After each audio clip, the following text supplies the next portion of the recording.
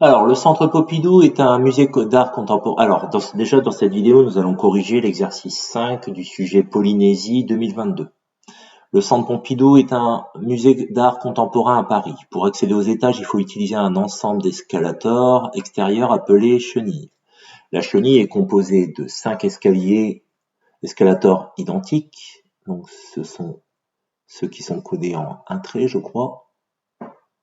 Trait épais sur la figure ci-dessous. Alors, trait épais sur la figure ci-dessous. Et de 6 passerelles horizontales. Ouais, en effet, donc c'est ça. Tout identique, très fins horizontaux sur la figure ci-dessous. Ok. À l'aide de la figure ci-dessous, vérifiez que la profondeur P de chaque escalator est égale à 12 mètres. D'accord. Donc, que la profondeur P de chaque escalator est égale à 12 mètres. Alors, comment on fait ça? Donc, nous avons donc là, horizontalement, nous savons qu'en tout, ça fait 135 mètres tout cumulé. Nous avons les passerelles horizontales qui sont 6, qui font 12,5. Donc là, voilà comment on fait ça. Alors, question 1. Donc, pour avoir la profondeur P de chaque escalator, il faut qu'on fasse 135, la longueur de tout côte à côte, moins les 6 passerelles de 12,5 mètres, et ça va nous donner alors les 5 escalators divisés par 5. Donc, et je croise les doigts pour que ce calcul me donne 12. Ça veut dire que j'aurais bien compris la situation. 135 moins 6 fois 12,5 divisé par 5, ça donne 12.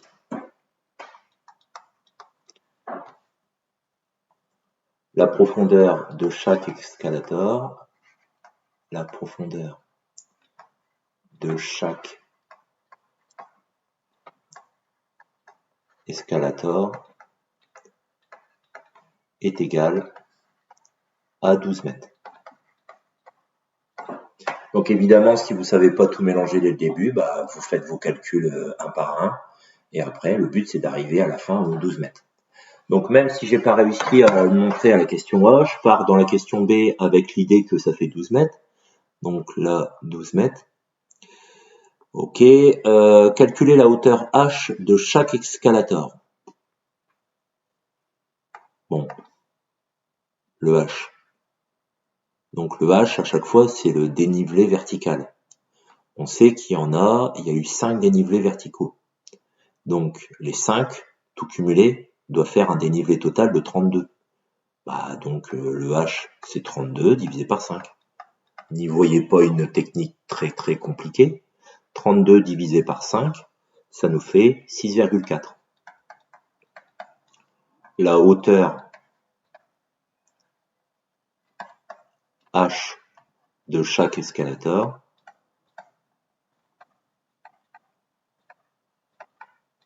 est 6,4 mètres.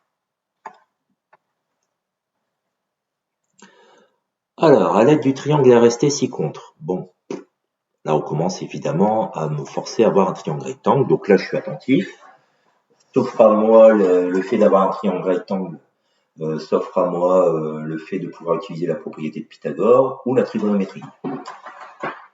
Prouver que la hauteur ST, alors là déjà il y a un truc qui me rassure, le triangle dont on parle, il a bien les dimensions que j'ai trouvées, 12 mètres comme ça et 6,4 mètres comme ça. Bon, c'est parfait.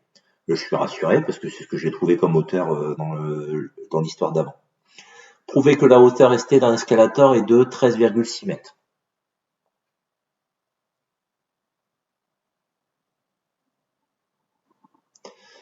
Alors, donc là,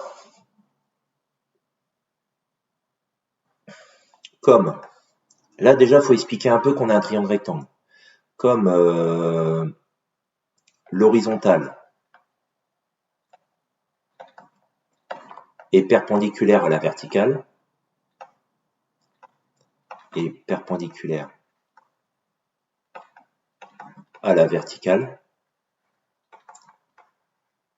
alors le triangle RST est rectangle en R. Alors le triangle RST est rectangle en R. Ok. Maintenant, je veux trouver la longueur ST. Je suis dans un triangle rectangle en R.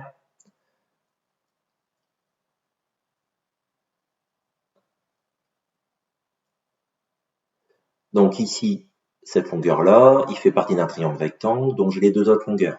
Un triangle rectangle dont j'ai les deux autres longueurs pour calculer la troisième, propriété de Pythagore. D'après la propriété de Pythagore,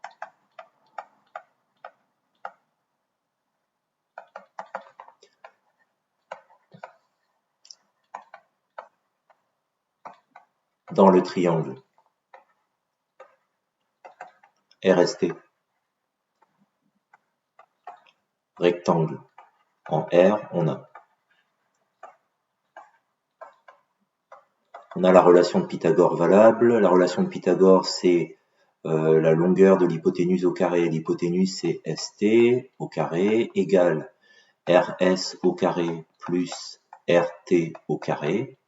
ST au carré, on ne sait pas, on laisse ST au carré. RS au carré, ça fait 12 au carré. Et RT au carré, ça fait 6,4 au carré. Ça fait ST au carré égale 144 pour 12 au carré. 12 fois 12, 144.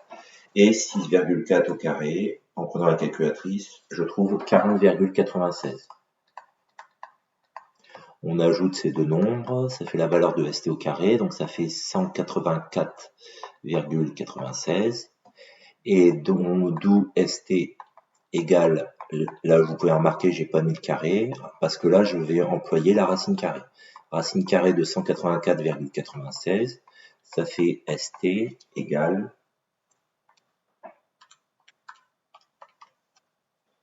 et là je croise les doigts pour trouver 13,6, oui 13,6. La longueur ST est bien égale à 13,6 cm. La longueur ST est bien égale à 13,6, pas centimètres, j'avais dû dire mètres. Donc ok, je rajoute sur la figure 13,6 mètres, même si j'avais pas réussi à le trouver, comme on me l'annonçait, voilà, donc je pouvais m'en servir. Montrer que la mesure de l'angle formé par l'escalator est à l'horizontale, c'est-à-dire l'angle RST, la lettre centrale CS, donc c'est ici, est arrondi au degré et de 28 degrés. Bon. Donc calculer une mesure d'angle, c'est de la trigonométrie. Donc là j'ai un choix à faire parce que j'ai trop d'informations. Je suis dans un triangle rectangle, mais pour calculer une mesure d'angle aigu, il faut que j'utilise deux longueurs. J'en ai trois. Donc il y en a une que je ne vais pas me servir. Les trois nombres sont aussi sûrs les uns que les autres. Hein, donc voilà, bon, on va faire un petit rappel. Donc là je vais dire que j'utilise de la trigonométrie. Donc B. Dans le triangle RST, rectangle en R, on a. Rectangle en R, on a les trois formules valables.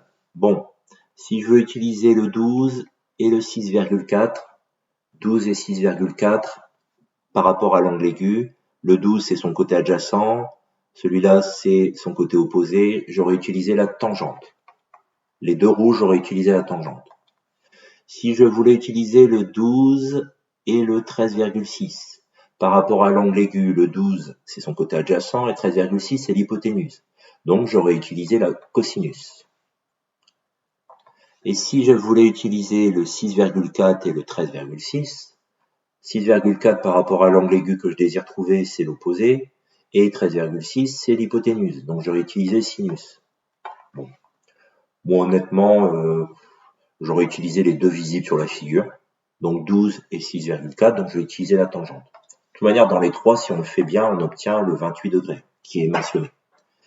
Tangente de RST est égale à la longueur du côté opposé RT sur la longueur du côté adjacent RS. Ça fait donc tangente de l'angle RST est égale à RT 6,4 parce que c'est la même unité que l'autre, sur 12. 6,4 divisé par 12, on ne le calcule pas. Ce qu'on va faire plutôt, c'est, on va dire qu'on va avoir l'angle, puisque l'angle il est à l'intérieur de la tangente. On va donc l'extirper de la tangente, arc tangente, du calcul en face de la tangente qu'on avait avant, 6,4 divisé par 2. Donc, arc tangente de 6,4 divisé par 12, ça nous donne environ 28. Donc, je suis sûr de moi, puisqu'on m'a annoncé que c'était environ 28. Je dois avoir bon. L'angle RST mesure bien environ 28 degrés. Mesure bien environ 28 degrés. Ok. Dernière partie de cet exercice.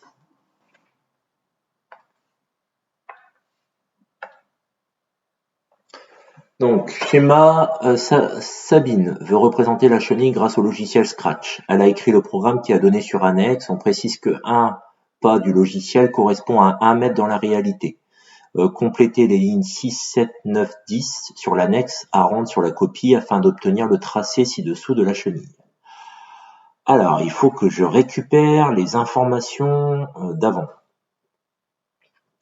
Donc là, quand drapeau vert cliqué, ok, effacer tout, rien à l'écran, s'orienter à 90. Donc ça veut dire qu'il est dirigé à droite. Aller à moins 120, 60, moins 60. Donc là, la fenêtre, là c'est 0, 0, moins 120 on est un peu là, et moins 60 on est là. Donc on démarre ici. Ce qui n'est pas important dans la fenêtre, mais en tout cas voilà, on démarre en bas à gauche. Stylo en position d'écriture, donc maintenant on laisse une trace. Répétez combien de fois. Donc là, il faut répéter un certain nombre de fois, une avancée, tournée, une avancée, tournée. Donc on fait 2 tracés. Donc là, on peut remarquer qu'on a 1, 2, 3, 4, 5. D'accord? Donc là, la dernière, c'est l'avancée qui est en dehors de la boucle. Avancée 12,5. Donc ici, sur la ligne, on commence par faire les paliers horizontaux. Donc les paliers horizontaux, c'est 12,5. Donc là, il faut avancer de 12,5. On me dit de tourner dans le sens anti-horaire de 28. Bah oui, pour qu'il y ait un angle de 28 ici avec l'horizontale. Et là, l'avancée. Alors l'avancée, c'était la valeur de l'hypoténuse. Et l'hypoténuse, je crois d'après mes souvenirs, c'était 13,6, mais je suis pas sûr. Donc on avait mis 13,6. Oui, 13,6. Donc là, il faut mettre 13,6. Ok, j'arrive là. Et à partir de là, il faut tourner dans le sens horaire pour pouvoir revenir à la position horizontale. Donc l'angle, il fait toujours 28 degrés. Donc 28. Ok. Et la répétition de ces 2 avancées, c'est fait combien de fois? C'est fait 5 fois. Voilà. J'espère que cette vidéo va vous servir. À bientôt. Au revoir.